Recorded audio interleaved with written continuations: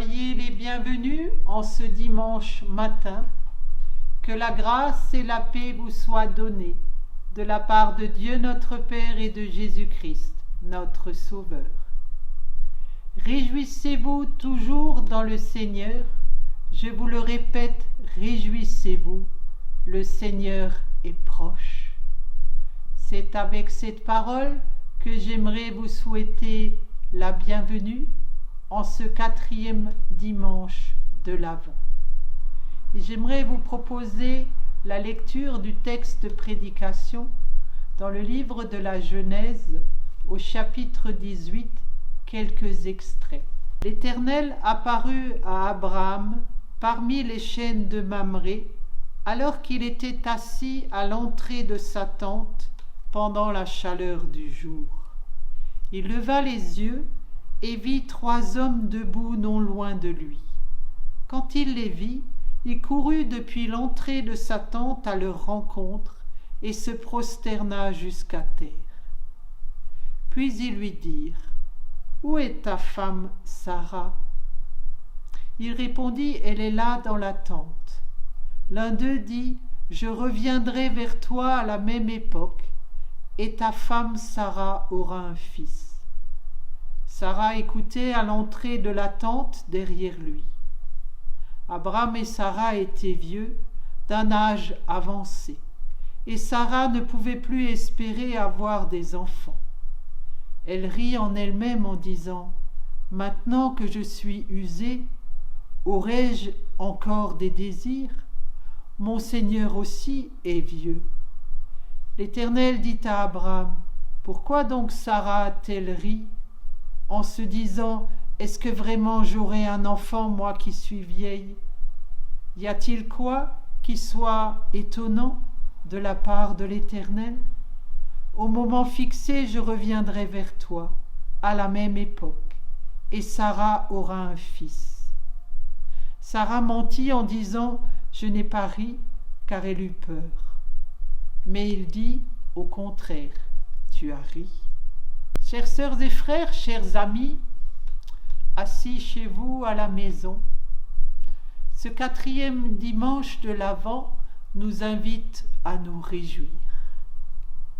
Est-ce possible de se réjouir dans la situation qui est la nôtre ? À 5 jours de ce Noël 2020 si particulier, que ressentons-nous ? Qu'y a-t-il au fond de nos cœurs en ces instants ? Une profonde tristesse, un vrai désarroi, une réelle angoisse, parce qu'il nous faut renoncer à tant de réalités bienfaisantes. Alors se réjouir, est-ce possible ? Oui, je le crois. J'en ai la certitude. Pour chacun d'entre nous, aujourd'hui, peut naître et grandir dans nos cœurs une joie profonde, même en ce 20 décembre 2020. En effet, connaissez-vous la nouvelle, la bonne nouvelle ? Notre vie intérieure peut être transformée, car Dieu a choisi de venir visiter les siens.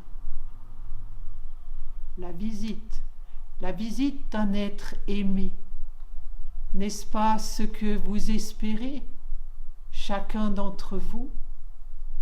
La visite, un cadeau précieux, car elle nous prouve que nous ne sommes pas oubliés, mais que nous avons une place dans le cœur de quelqu'un. La visite, elle fait du bien. Alors imaginez, il y a très longtemps de cela, Abraham, assis devant sa tente, pendant la chaleur du jour, il n'attendait personne, et soudain, 3 hommes se tiennent à côté de lui. Des centaines d'années plus tard, dans ce petit village de Nazareth, une jeune fille toute ordinaire, appelée Marie, n'attendait personne non plus ce jour-là. Et soudain, une visite est venue la troubler. Oui, Dieu est venu chez les siens. Des visites surprises. Il ne s'y attendait pas. Des années ont passé, mais Dieu n'a pas changé.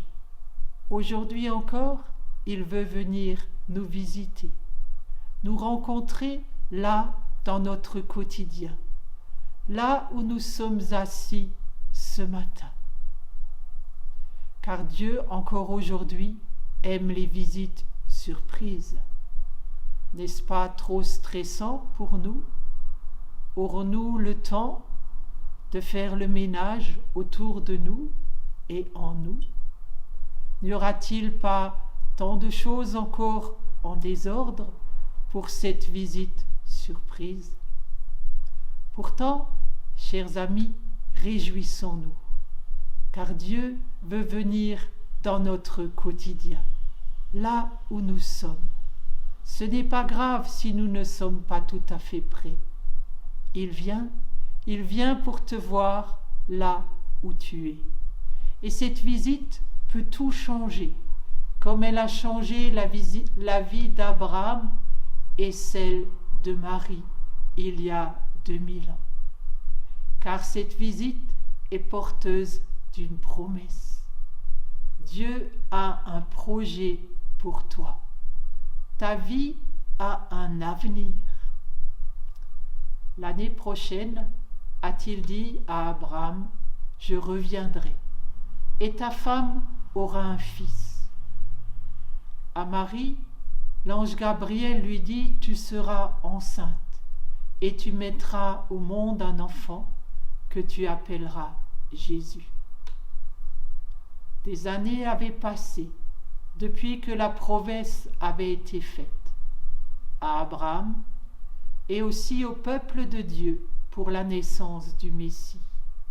Il a fallu attendre des années durant. Et voilà que Sarah n'y croyait plus. Elle s'est mise à douter. Pouvons-nous lui lancer la pierre? Ne lui ressemblons-nous pas? Il est si difficile d'attendre l'heure de Dieu.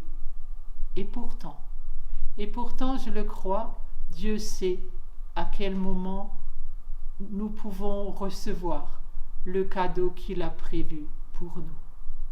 Faire confiance à Dieu, c'est oser partir à l'aventure, sans savoir quand nous aurons la réponse espérée. Mais c'est pouvoir lui faire confiance, car Dieu prend des chemins inattendus.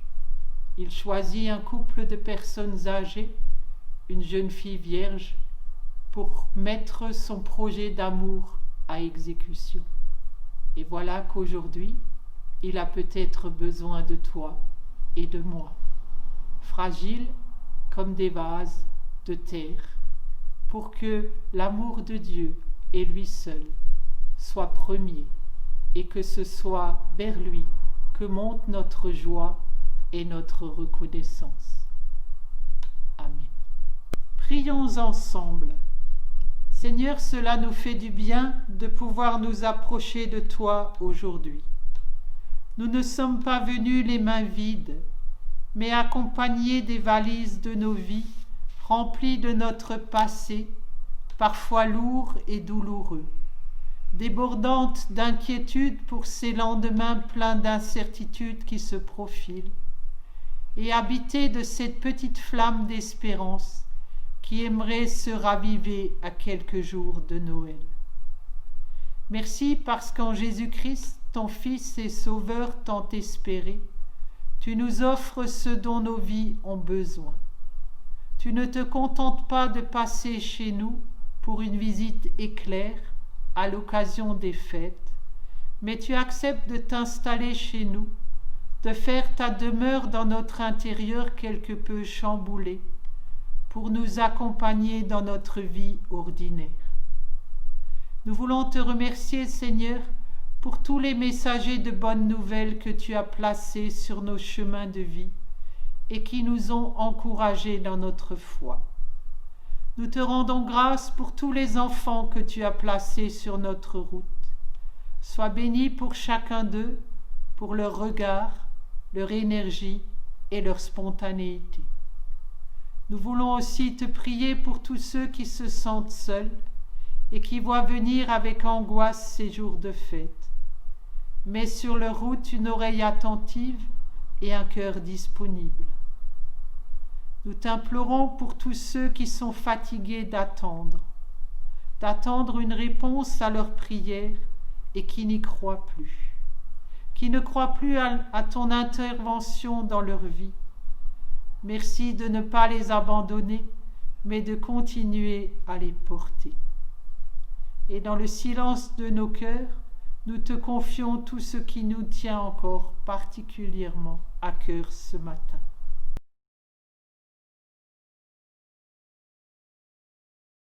Et ensemble, comme les enfants d'un même Père, nous osons te dire, Notre Père qui es aux cieux, que ton nom soit sanctifié, que ton règne vienne, que ta volonté soit faite sur la terre comme au ciel. Donne-nous aujourd'hui notre pain de ce jour. Pardonne-nous nos offenses, comme nous pardonnons aussi à ceux qui nous ont offensés. Et ne nous laisse pas entrer en tentation, mais délivre-nous du mal, car c'est à toi qu'appartiennent le règne, la puissance et la gloire, pour les siècles des siècles. Amen. Que le Seigneur te bénisse et qu'il te garde. Que le Seigneur tourne ses regards vers toi et qu'il t'accorde sa grâce.